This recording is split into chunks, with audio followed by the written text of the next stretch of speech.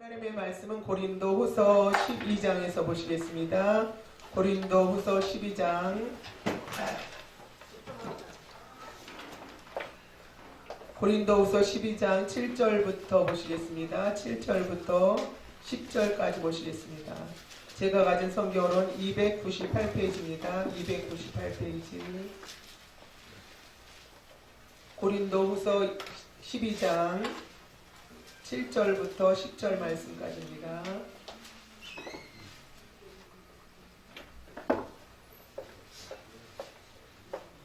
네, 298페이지입니다. 신약성경 고린도후서 12장 7절부터 10절까지 말씀 우리 합독하시겠습니다. 여러 계시를 받은 것이 지극히 크므로 너무 자고하지 않게 하시려고 내 육체에 가시 곧 사단의 사자를 주셨으니 이는 나를 쳐서 너무 자고하지 않게 하려 하심이니라. 이것이 내게서 떠나기 위하여 내가 3번 주께 간구하였더니 내게 이르시기를 내 은혜가 내게 족하도다. 이는 내 능력이 약한 데서 온전하여짐이라 하신지라. 이러므로 도리어 크게 기뻐함으로 나의 여러 약한 것들에 대하여 자랑하리니 이는 그리스도의 능력으로 내게 머물게 하려 함이라. 그러므로 내가 그리스도를 위하여 약한 것들과 능력과 궁핍과 핍박과 곤란을 기뻐하노니 이는 내가 약할 그때 곧 강함이니라. 아멘. 가시가 있을 때 이러한 제목으로 함께 은혜를 나누겠습니다. 여러분들 어린 시절 이렇게 생각해 보시면 생선 가시에 이렇게 목에 걸려서 고생했던 그런 기억이 아마 있으실 거예요. 아니면 손에 또 가시가 찔리거나 그러면 그 가시를 빼지 않으면 활동하기가 너무 어렵죠. 가시가 찔려가지고 이렇게 침을 삼키거나 해도 따끔하고 그런데 할머니께서 밥을 씻지 말고 그냥 이렇게 꿀떡 삼키면 가시가 넘어간다고 진짜 넘어가더라고요. 그렇죠? 그래서 가시가 이렇게 빠지고 그럴 때 여기 오늘 본문의 말씀은 사도 바울이 기록한 말씀입니다. 바울은 기독교 2000년사에서 가장 위대한 인물이었죠. 길리기아 다소의 출신으로 가말리엘 문화에서 율법의 엄한 교훈을 받았습니다. 또 열심 있고 청결한 양심으로 선조 때부터 섬기던 하나님을 잘 섬겼습니다. 할례를 받았고 자랑스러운 베냐민 지파요. 율법으로는 바리새인, 열심으로는 교회 선두에서 핍박하던 그런 사람이었습니다. 그런데 다메섹 도상에서 예수 그리스도를 만난 이후에 자기가 가진 모든 기득권을 배설물같이 버리고 예수 그리스도를 따라간 너무나 위대하고 귀한 하나님의 사도인 것입니다. 그런데 이렇게 귀한 하나님의 사도에게 하나님께서는 가시를 주셨다. 성경에 이렇게 기록하고 있습니다. 얼마나 힘들면 사탄의 사자라고 이렇게 바울은 말했습니다. 사탄의 사자와 같은 바울이 설교하면 많은 사람들이 회개하고 은혜받고 병도 고침받는데 사도 바울은 고침을 받지 못하는 거예요. 다른 분들은 기도하면서 병고침을 주는데 자기 자신은 병고침을 받지를 못하는 거예요. 그러니 얼마나 자존심도 상하고 또 믿는 사람들은 또 유난히 말들을 많이 하잖아요. 솔직히 말해서. 얼마나 뒤에서 여러 가지 말을 많이 들었겠습니까? 그랬을 때 바울이 겪는 그런 아픔과 고통이 질병으로 인한 고통, 참으로 여러 가지 무슨 사도냐 저런 사람이 거짓 교사다, 거짓 사도다 이런 소리도 많이 들었잖아요. 그랬을 때 이 사도 바울이 겪는 아픔이 얼마나 많았겠습니까? 그래서 이 가시를 통해서 우리가 받아야 할 그러한 교훈을 말씀하고 있습니다. 8절에 이것이 내게 떠나기 위하여 내가 3번 주께 간구하였더니 이것은 우리의 삶 속에도 사도 바울에게만 있는 것이 아니라 우리에게도 와지는 가시가 있습니다. 가시는 불편한 것이고 아픈 것이고 고통이죠. 이러한 가시가 있을 때 사도 바울은 8절에 이것이 내게 떠나기 위하여 내가 3번 주께 간구하였더니 우리는 힘들고 어려운 일을 빨리 이렇게 면하기를 원합니다. 그리고 편안해지길 원하죠. 병들었을 때는 속히 건강이 회복되어지기를 원하고 또 물질적으로 너무나 공고하고 어려울 때는 물질의 문제가 또 해결받기를 원하고 인간관계가 좀 너무나 삐걱거리고 힘들 때는 빨리 회복되어지길 원하는 것이 우리의 기도의 제목입니다. 모든 사람들이 다 그러한 그 기도의 제목을 가지고 그러한 마음을 가지고 있습니다. 이와 같이 내가 3번 주께 간구하였더니 이것은 3세번이라는 말이 우리나라에 있는데 그만큼 이번에 기도해서 꼭 해결받겠다. 하나님 앞에 참으로 간절히 기도해서 생명 걸고 기도해서 이 일을 꼭 성취하겠다 할 때 이제 우리가 사용하는 말입니다. 이 바울의 3번의 기도는 너무 절박한 나머지 간절히 절규하며 몸부림치며 힘을 다하여 전력 투구하며 기도하는 그러한 간구의 기도인 것입니다. 성도님들이 어떠한 문제가 생겼을 때 또한 우리의 기도가 응답받기 위해 먼저 기도해야 하고 그리고 간구의 기도를 드려야 하는 것입니다. 빌립보서 4장 6절에도 말씀하셨죠. 아무것도 염려하지 말고 오직 모든 일에 기도와 간구로 너희 구할 것을 어떻게 하리라고요? 그렇죠. 감사함으로 하리라고 하셨죠. 해결받지 않고 어려워도 감사를 먼저 하는 것입니다. 그래서 기독교는 어느 분이 김치 국물을 먼저 먹는 신앙이라고 이렇게 쉽게 말씀하셨어요. 하나님께서 해결해 주시지 않은데도 먼저 감사합니다. 감사합니다. 해결해 주신 줄로 믿고 감사합니다. 더욱 좋게 해주신 줄로 믿고 감사합니다. 감사합니다 하면 자꾸 김치국을 먹는 거예요. 그럼 하나님께서 짠데 저다 탈랄라 그러고 해결해 주신다는 이렇게 웃음의 그러한 그 유머 있는 말씀으로 이렇게 말씀하신 걸 들은 적이 있습니다. 그와 같이 감사하면서 하나님께서 우리에게 유익을 주시는 것을 확실히 믿고 감사하면서 기도할 때 응답 받는 것입니다. 그리고 첫째 조건으로 아무것도 염려하지 않는 것입니다. 기도가 충만할 때 우리 염려는 날아가는 줄로 믿습니다. 네. 내가 왜 염려하고 근심하고 무거운가? 그것은 기도가 충만하지 않기 때문에 그렇죠. 그리고 기도와 말씀은 양 날리기이기 때문에 기도하면서 또 말씀을 묵상하고 의지하면서 또 말씀을 실천하면서 살아갈 때 하나님께서는 우리의 기도를 응답하시는데 어떻게 응답하시는가? 내가 원하는 대로 응답하시는가? 그렇지 않은가? 믿음의 초보 때는 우리가 원하는 대로 때로는 응답하시죠. 그래서 믿음을 키워주시고 하나님의 살아계신다는 것을 알게 해주십니다. 그러나 조금 우리가 성장하면 그때는 우리가 원하는 대로 해주시지 않습니다. 우리의 믿음의 성장과 유익을 위해서 때로는 거절하시기도 하십니다. 모든 것을 감사하는데 그 찬양에도 있죠. 거절하심도 감사. 내게 기도에 응답 주심도 감사. 거절하심도 감사. 장미꽃의 그 아름다움도 감사. 장미나무의 가시도 감사. 성장한 믿음이 되어질 때 가능한 것입니다. 뭐 좋게만 해주셔야 우리가 감사가 아니라 우리가 신앙이 성장하면 아픔도 감사하고 또 거절하신 것도 우리의 유익을 위해서 거절하셨다는 것을 깨닫기 때문에 그때 그렇게 거절하신 것이 지나서 생각해 보니까 감사할 일이고 지나서 생각해 보니까 그것이 나의 유익이다 이렇게 신앙이 성숙하면서 우리에게 깨달아지는 것입니다. 출애굽기 15장에는 이제 찬양하고 노래하는 그러한 기록이 1절부터 말씀이 기록이 되어 있습니다. 출애굽기 15장 1절부터 제가 봉독해 드리겠습니다. 이때 모세와 이스라엘 자손이 노래로 여호와께 노래하니 이 노래로 여호와께 노래하니 일렀으되 내가 여호와를 찬송하리니 그는 높고 영화로우시며 말과 그 탄자를 바다에 던지셨음이로다. 여호와는 나의 힘이요 노래시며 나의 구원이시로다. 그는 나의 하나님이시니 내가 그를 찬송할 것이요 내 아비의 하나님이시니 내가 그를 높이리로다. 이스라엘 백성들이 속어치고 춤추면서 하나님을 찬양하는 그러한 노래의 가사인 것입니다. 그러면 이들이 왜 이렇게 찬양을 했습니까? 여러분 잘 아시다시피 14장에 그러한 이유가 기록되어 있죠. 14장에 보면 이스라엘 백성들이 애굽의 노예살에 간역살에 해서 이제 해방되었어요. 홍해를 건넌 그러한 너무나 놀라운 하나님의 기적을 체험하고 홍해를 건넌 하나님의 놀라운 사랑과 은혜를 체험하고 저절로 막 그냥 너무나 기뻐서 우러나서 속옷치며 춤추어 찬양한 것이 15장에 기록되어 있습니다. 그렇게 춤추며 찬양했던 이스라엘 백성들이 사흘이 지나지 않아서 원망하는 그러한 그 내용이 또 성경에는 기록되어 있습니다. 우리 믿음의 여정에 이렇게 우리가 연약하고 어릴 때는 잘 되고 좋을 때는 할렐루야 너무너무 행복하고 감사하고 주님이 나만 사랑하시는 것 같아요. 그러다가 모든 어려운 일이 생기면 놀렐루야 하나님이 계신 거야 안 계신 거야 막 이렇게 참으로 믿음이 어릴 땐 그렇게 생각을 하고 행동을 합니다.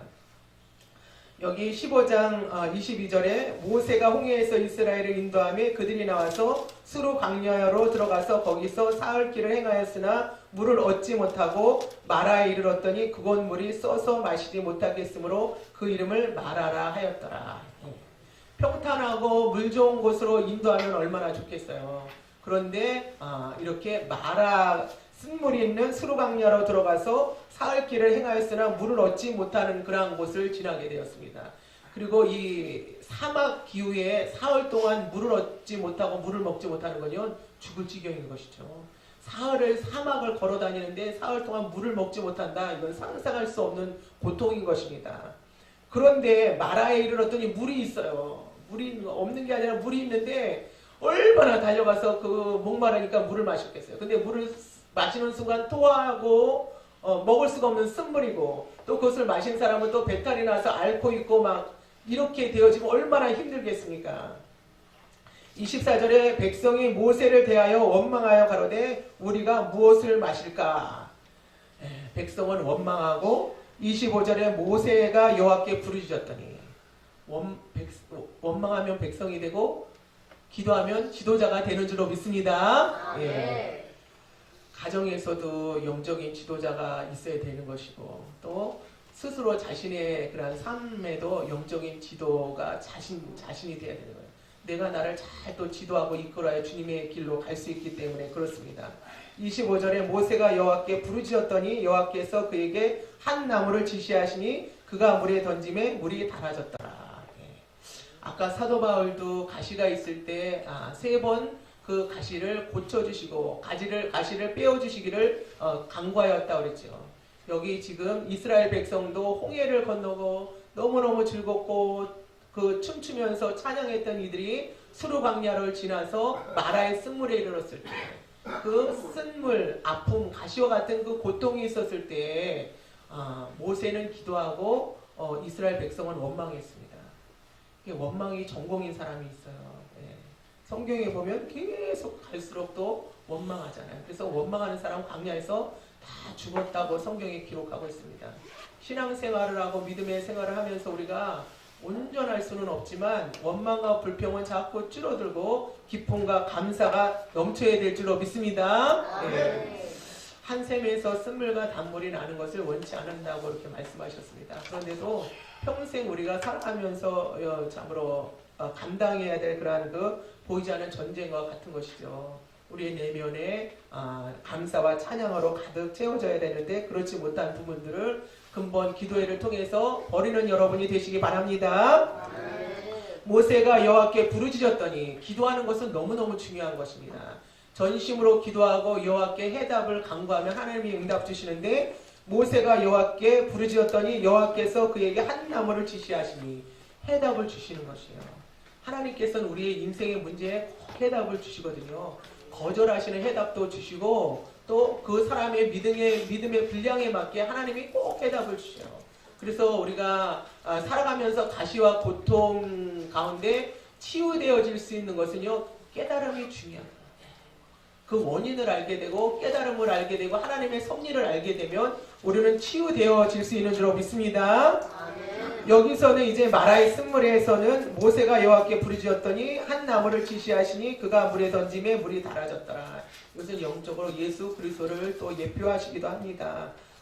물이 먹을 수 없는 그러한 물, 또 오염된 그러한 물, 그런 것이라 할지라도 예수 그리스도께서 늘 함께 하시면 생수가 터져 나오는 것이죠. 거기서 여호와께서 그들을 위하여 법도와 율례를 정하시고 그들을 시험하실세. 그래서 가시와 또 광야와 이러한 우리들의 삶은요, 하나님의 테스트인 것입니다. 하나님의 시험지예요. 그런데 우리가 불합격하면은 늘 이제 불합격한 인생으로 끝나는 것입니다. 그러나 그 가시와 고통과 어려움 속에서 이것이 하나님의 시험지인 줄 알고 우리가 하나님의 말씀에 순종하고 하나님 앞에 인정받을 때 하나님께서 여러분을 축복하시고 다음 단계로 이끌어 가실 줄로 믿습니다. 그가 물을 던짐에 물이 달아졌더라. 거기서 여호와께서 그들을 위하여 법도와 율례를 정하시고 그들을 시험하실세. 그들을 위해서 율례와 법도를 정하셨다고 그러는데 우리는 율례와 법도보다 그냥 마음대로 자유롭기를 원하잖아요.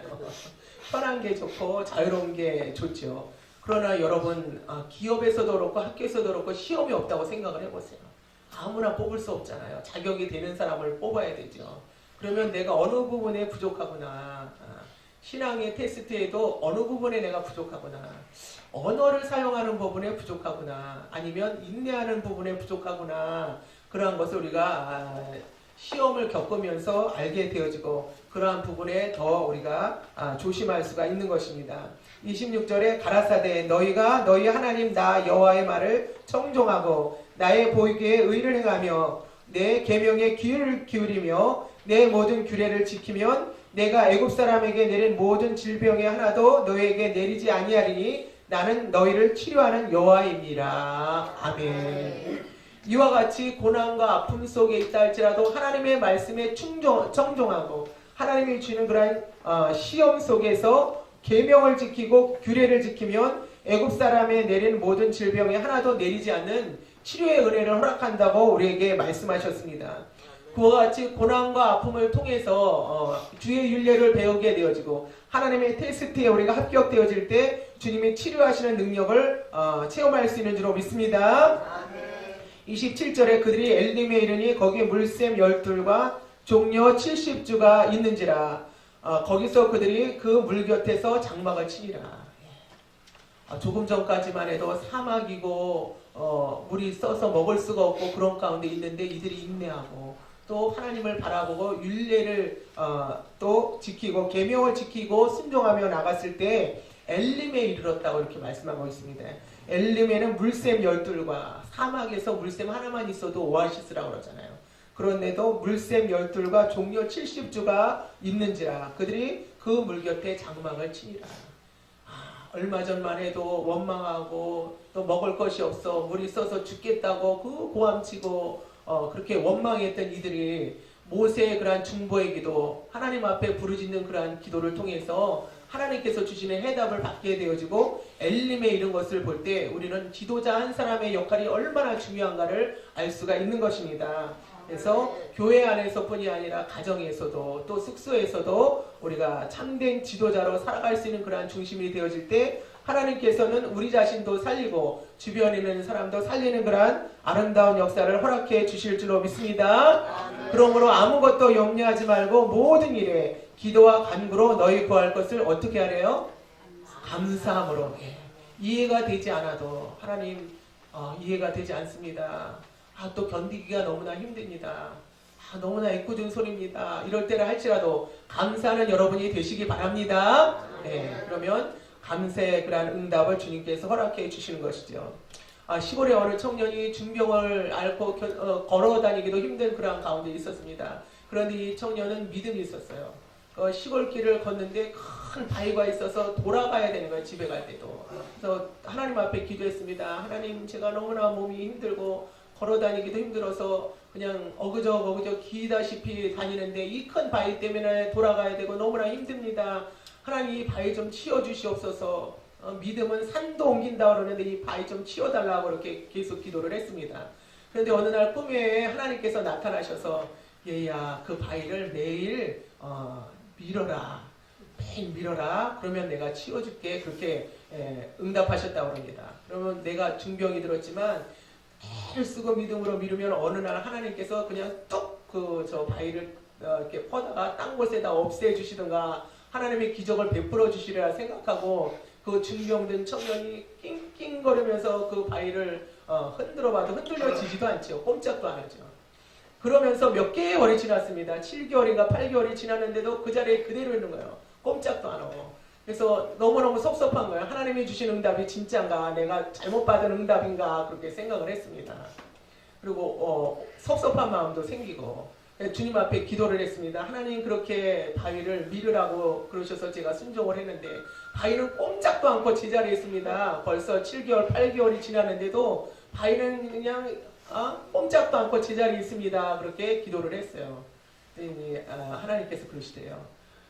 바위는 그대로 있는데 네 몸은 어떠니? 이렇게 물어보시대요. 보니까는 뭐 알통이 생기고 그전같이 어거저거 걷는 것이 아니라 얼마나 근육도 생겨서 빨리 걸어다니는지 그 바위에만 관심이 있었던 거예요. 바위만 없어졌으면 바위가 아주 장애물이라 이렇게 생각을 했는데 그 그 바위를 미느냐고 힘을 쓰고 몇 개월을 지나다 보니까 자기 몸이 건강해진 거예요. 근육도 생기고 또 잠도 잘 자고 또 소화도 잘 되고 그것과 같이 하나님께서 우리에게 응답해 주시고 해결해 주시는 방법은 내가 원하는 내가 딱 정해놓은 그러한 방법이 아니라 다양하게 또 하나님의 방법으로 우리에게 축복해 주시는 것을 생각하면서 감사하는 여러분이 되시기 바랍니다. 제가 처음에 부도나고 연단 받을 때 40일 작정 처리했는데 하나님께서 내 마음에 돈 벌러 가지 말고 열심히 기도하고 성경 보고 그런 마음을 주시는 거예요. 돈 벌러 가지 않는다는 건 너무너무 힘들어요. 지금 그렇게 하라고 내가 할 수 있을까 싶을 정도로. 지금은 뭐 자녀들이 다 커서 직장 생활하지만 그때는 세 자녀가 다 돈 달라고 손 벌릴 때거든요.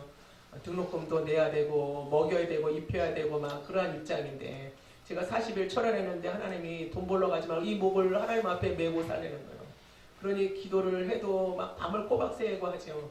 잠이 안 오는 거예요. 너무 긴장되고 살기 어려우니까. 주여 삼창 안 해도 준비 찬양 안 해도 눈물이 저절로 나더라고요. 돈 없이 산다는 게 얼마나 서럽고 어려운지.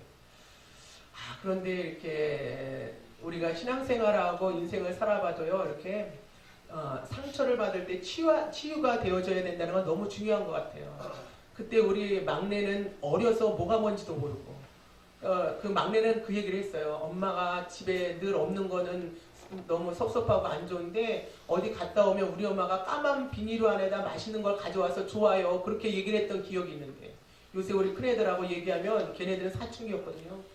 그 까만 봉지에 대해서 너무너무 상처가 있는 거예요. 난 몰랐어요. 얼마 전에도 까만 봉지에 뭐 가져갔다 하나 혼났어 우리 애들한테. 그래갖고 나도 그냥 밤새 기도하면서 회개하고 울었어. 누구를 원망할 수가 없는 거예요. 자녀를 원망할 수도 없고 나를 원망할 수도 없고 누구를 말할 수가 없는 거예요. 그런데요, 상처는 드러나야 치유가 되어지는 줄로 믿습니다. 하나님이 치유하시려고 그걸 드러나게 하신 거예요.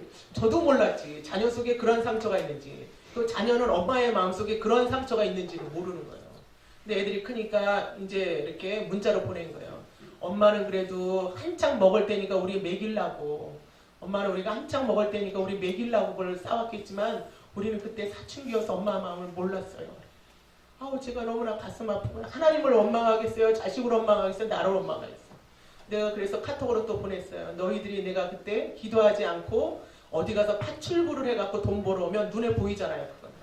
우리 엄마가 저렇게 고생해서 나를 기르는구나 이렇게 그러면 자녀들이 알아주고 사람들이 알아줘요.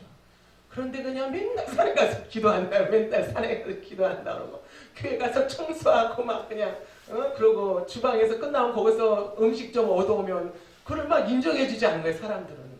왜 저러고 살아 구차하게. 예수 믿어도 왜 저러고 살아야 돼. 예수 믿는 거 더 이상해. 막 그냥. 그래서 김양재 목사님, 우리들 교회 김양재 목사님 간증 들으면 저렇게 눈물이 나는 거예요. 저 말씀도 그렇게 은혜가 되는 거예요.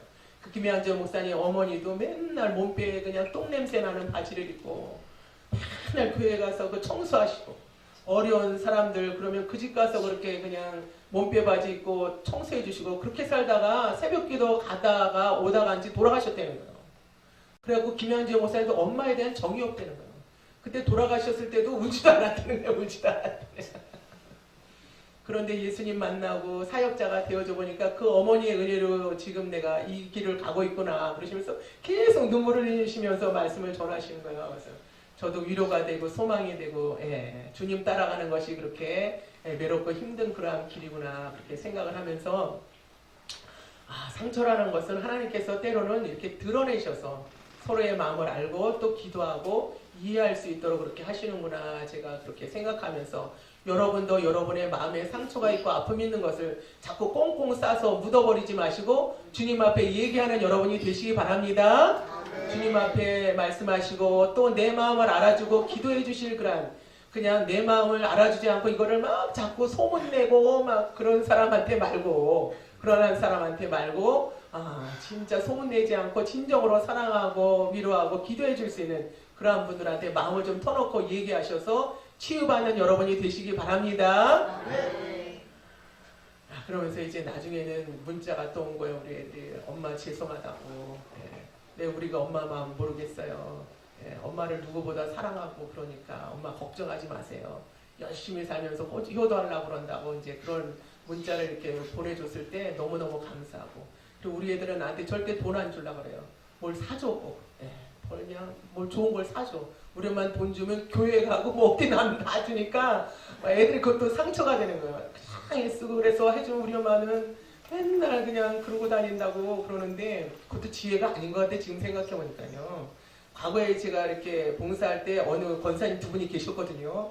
그런데 권사님 한 분은요 며느리가 뭐 해줘도 그냥 입을 딱 다물 얘기가 없으셔요. 근데 그 옆에 계신 권사님이요 며느리가 뭐 해드리면 막 동네방네 자랑하는 거예요. 그러니까 그 며느리가 더 잘해주더라고 막. 우리 어머니가 나를 자랑해주고 막 그러니까 그래서 나도 문자를 보냈어요. 엄마가 너무 지혜가 없었다. 네. 지금 생각해보니까 그게 잘하는 줄로 생각했는데 지나보니까 엄마가 지혜가 없었어. 너무 그냥 주여만 하면 단줄알고 주님 앞에 이쁘게만 보이면 단줄알고 어떻게 해줄 수가 없으니까요. 내가 해줄 수 있는 게 뭐 없으니까. 주님이 하시면 더 큰 거를 하시고 주님이 하시면 더 좋게 하시는 그건 내 믿음이고 상대방은 그러한 믿음이 없기 때문에 그래서 내가 그런 부분에 엄마가 지혜가 없어서 너희들한테 그렇게 했구나 미안하다. 과거에는 그런 말 안 하죠. 응? 그래도 하나님이 알아서 해시는데 왜 그러느냐 이제 그렇게 말하는 이제 나도 늙어가는구나 제가 이렇게 생각하면서 이게 넓어지는 거구나 이렇게 생각할 때가 있습니다. 이와 같이 사도 바울도 주의 길을 따라갈 때 참으로 다 사람에게 말할 수 없고 자기 혼자 고통스럽고 힘들어 견딜 수 없는 그러한 과정을 얼마나 지났겠어요. 이 가시를 빼달라고 뭐 그전에 기도 안 했겠어요 사도 바울이. 그쵸? 기도하죠. 그런데 아주 결사적으로 했다는 거야. 이번에는 꼭 응답받고 고침받아야 되겠다 이제 이러한 기도를 한 것이죠. 그런데 하나님께서는 응답을 주셨는데 어떠한 응답을 주셨냐면 거절의 응답을 주신 거예요. 거절의 응답. 9절에 보면 내게 이르시기를 내 은혜가 내게 족하도다. 그 정도면 됐다 이거예요. 너 그 정도 은혜는 족한 거야. 감사하고 가. 이런 것이잖아요. 저는 기도하면서 35년 이제 얼마 안 있으면 40년째인데 제가 기도하는 기도의 제목이 딱 하나. 제가 기도하면서도 늘 기도하는 거 하나님 저는 아쉬운 게 없습니다. 솔직히 아쉬운 거 없습니다. 제 환경이나 저 자신이나 자녀들이나 주변에 대해서 아쉬운 거 하나도 없습니다. 딱 하나. 남편이 주의를 협조하지 않는 거. 그거 하나입니다. 그거 하나만 해결해 주시면 저는 아쉬운 것이 없습니다. 그렇게 오랜 세월 기도해도 감감무소식. 뭐 이래라 저래라 말씀이 없으신 거예요. 뭔 아멘이에요 주세요. 그전에는 막 그렇게 변화 안 시키고 협조 안 하게 하면 나 안 가요. 막 그냥 그런 얘기도 하고. 그런데 이제는 그냥 가는 거예요. 그냥. 하나님이 어떻게 하시더니 그냥 마이웨이. 이제 그냥 그런 것이죠. 그 하나만 좀 해결해 주셨으면 늘 그렇게 얘기도 대답도 없으시고 말씀도 안 하시는 거예요. 그런데 이제 성경에 보면 이 바울에게도 말씀하셨죠. 내 은혜가 내게 족하도다. 누구나 약점과 아픔이 있어야 상대방을 그래도 생각하고 약점과 아픔이 있어야 또 깊이 기도하게 되어지죠. 모든 것이 다 좋고 뭐 행복하고 잘 풀려서 우리가 예수님 믿는 것이 아니거든요. 그렇기 때문에 우리는 우리에게 주신 약점이 주님의 은혜인 줄로 믿습니다. 이는 내 능력이 약한 데서 온전하여 짐이라 하신지라. 이러므로 도리어 크게 기뻐함으로 나의 여러 약한 것들에 대하여 자랑하리니 이는 그리스도의 능력으로 내게 머물게 하려 함이라. 바울의 위대한 점이 여기 있죠. 나는 크게 기뻐한다. 이 가시를 고쳐주지 않아도 나는 크게 기뻐한다. 그러므로 그리스도의 능력으로 내게 머물게 하려 함이라. 교만하지 않고 자고하지 않고 그리스도의 능력에 머물게 하신 하나님의 능력을 깨달았기 때문에 그렇습니다. 성도님들이 때때로는 병이나 실패 또 자기를 찌르는 가시 문제 해결되지 않을 때 범하기 쉬운 실수가 하나 있습니다. 그것이 뭐냐면 왜 나는 주님의 사랑을 받지 못하나 그렇게 생각하기가 쉬운 거예요. 낙심하게 되어지고 해결받고 막 형통한 사람은 저 사람은 주님이 사랑하시는 것 같은데 왜 나는 하나님이 더 사랑하시지 않고 은혜를 주시지 않나 하면서 때로는 원망하고 불평하고 좌절에 빠질 때가 있습니다. 그것은 오해예요. 그것은 오해입니다. 어느 신실한 여자 그러한 사역자가 계셨는데 그 분이 기도하는 중에 하나님께서 보여준 환상이 있더라는 거예요. 여자분 세 분이 열심히 주님 앞에 간구하고 기도하고 섬기는데 어느 여자분 옆에는 예수님이 그냥 스쳐 지나가시더래요. 그리고 또 한 여자분 옆에는 어깨를 두드려주면서 그러시더니 또 세 번째 있는 분에게는 아주 다정하게 안아주시고 그러시더래요. 그래서 너무너무나 이해가 안 됐대요. 처음에 그냥 스쳐 지나간 그런 그 사역자 여자분은 신실하게 믿음 생활하고 주님의 길을 따라가는데 예수님 외면하는 것 같이 가시더라는 거예요. 그래서 아, 예수님 어떻게 이 세 사람을 차별하십니까? 그렇게 기도했다는 것입니다. 예수님께서는 첫 번째 아무 반응 없이 스쳐 지나간 그 사역자는 내가 그렇게 해도 나를 믿고 사랑한다. 그 사역자는 내가 그런 모습을 보여줘도 나를 아주 신뢰하고 사랑하고 그 길을 간다는 거예요. 와, 충격받았어요. 우리는 그냥 예수님이 얘기해 주시고 쓰다듬어 주시고 막 뭐 해결해 주셔야 우리 사랑한다고 생각하잖아요. 네. 그런데도 그 사역자는 믿고 신뢰하고 주님의 사랑을 안 되는 거예요. 그건 성숙한 믿음인 줄로 믿습니다. 근데 여러분 얼굴이 떨떠름하신 것 같아. 세 번째가 좋은데 뭐 그럴까 그러시는데 사도 바울도 그랬잖아요. 사도 바울이 예수님을 너무너무나 사랑하고 그 길을 가는데도 매 맞고 감옥에 가고 참으로 보통 사람은 견딜 수 없는 그런 환난을 겪으면서 주님에 대한 확신이 흐려진 것이 한 번도 없어요. 나를 이 환난에서 건지시고 이 큰 환난에서 건지시고 앞으로도 건지시기를 내가 확신한다고 성경에는 기록하고 있어요. 사도 바울은 긴가민가하고 가끔 의심했다 이런 기절이 없죠. 크게 확신한다고 이렇게 기록하고 있는 것을 볼 수가 있습니다. 환난이나 기근이나 적신이나 위험이나 칼이랴 그리스도의 사랑에서 나를 끊을 자가 없다 이렇게 말씀하셨어요. 등 뜨시고 배불러서 고백한 것이 아니잖아요. 죽음의 고비고비를 넘으면서 어떻게 그러한 그 고백을 했는지. 그래서 신앙은요 핍박이 있고 고난이 있을 때 우리가 더욱 강하고 담대한 믿음으로 성장되어지는 줄로 믿습니다. 네. 이와 같이 우리를 찌르는 가시 또 실패나 병 그러한 그 어려움이 있을 때 하나님께서 왜 유독 나를 사랑하시지 않는가 은혜를 주시지 않는가 그러한 오해를 하는 일이 절대로 없기를 바랍니다. 예.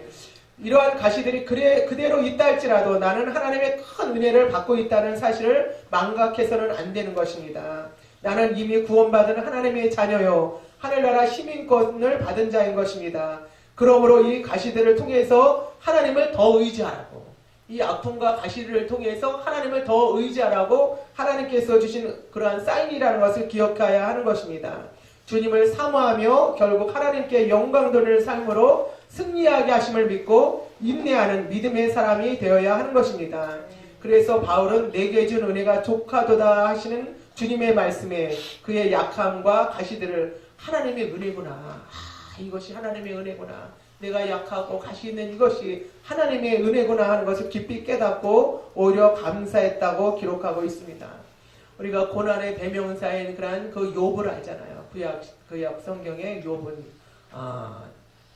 사단에게 욥을 시험하라고 또 허락하셨죠. 그 정도로 하나님이 인정한 그런 믿음의 사람이 욥인 것입니다. 욥은 그 고난을 통해서 결론의 그런 그 고백을 하는 것을 알 수가 있습니다. 욥기서 42장 한번 펴보시겠습니다. 욥기서 42장 5절과 6절 말씀입니다.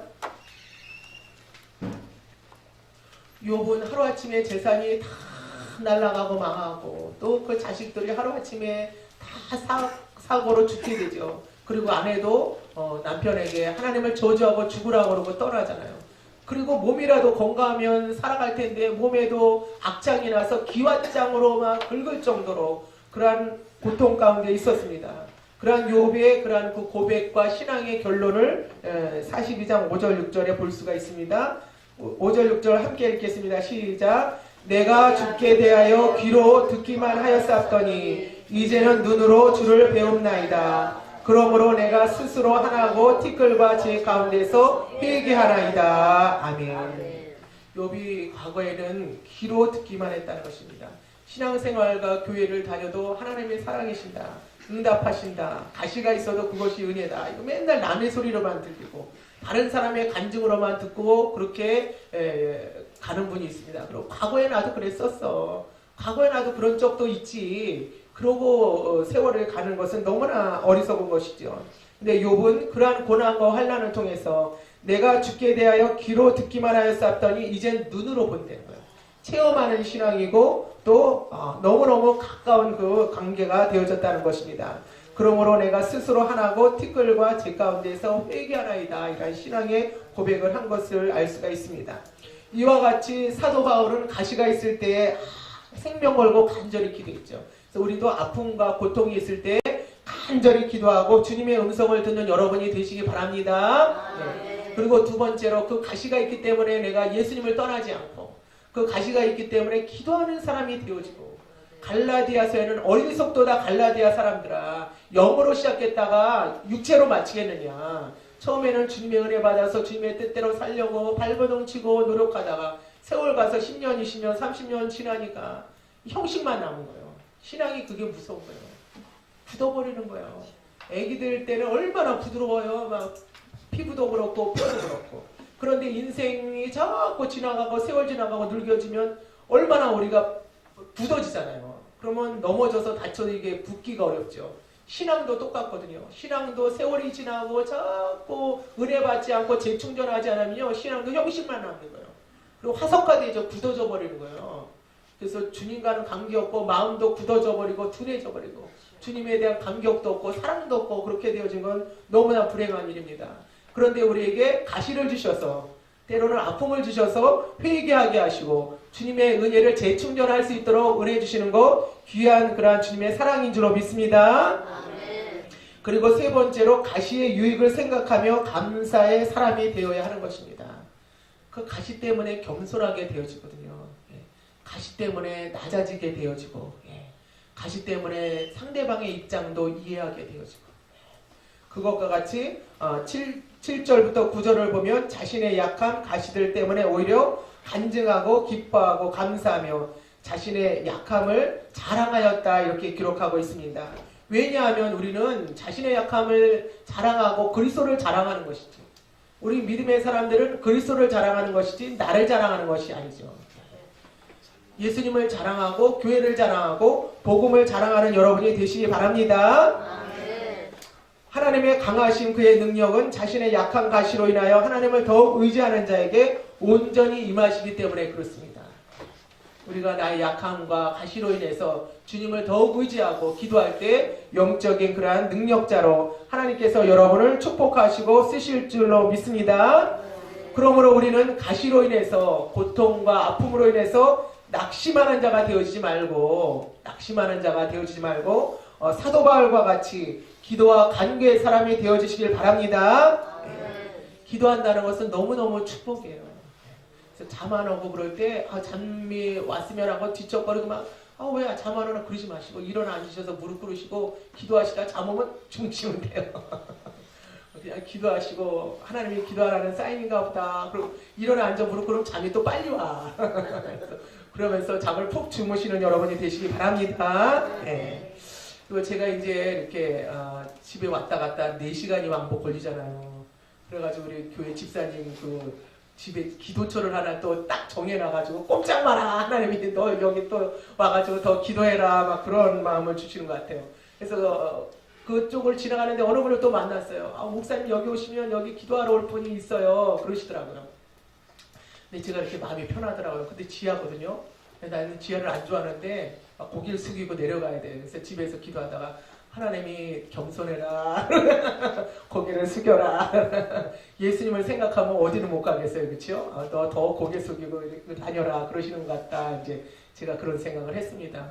과거에 제가 개척할 때 백석 그 신학을 한 그 전도사님이 계셔요. 여자 전도사님인데 망호동에서 저도 사역하고 그분도 사역했는데 그분이 기도의 집을 이렇게 하셨어요. 근데 그분이 나한테 오셔서 그러시더라고요. 참 이상해요. 유기영 목사님 어디 가도 그래도 사람들이 온다고. 별내가도 그렇고 그전에 로뎀나무 할 때도 그렇고. 근데 그분 사람이 안 온대. 그분은 기도의 집을 해놔도 사람이 안 온다는 거예요. 근데 유기영 목사님은 어디 가도 사람이 온다는 거예요. 그래서 내가 부족해서 그렇죠. 주님의 은혜죠. 제가 생각해도 거기에 가면 또 이제 사람이 오리라 안타까고 답답한 분이 또 기도하러 오리라 이렇게 생각하고 하나님께서 우리에게 기도처를 주셨다 이렇게 생각을 합니다. 신고하신 분 계세요? 이와 같이 우리가 가시로 인해서 낙심하지 말고 또 기도하고 간구하고 또 두 번째로 하나님의 은혜를 잊지 말고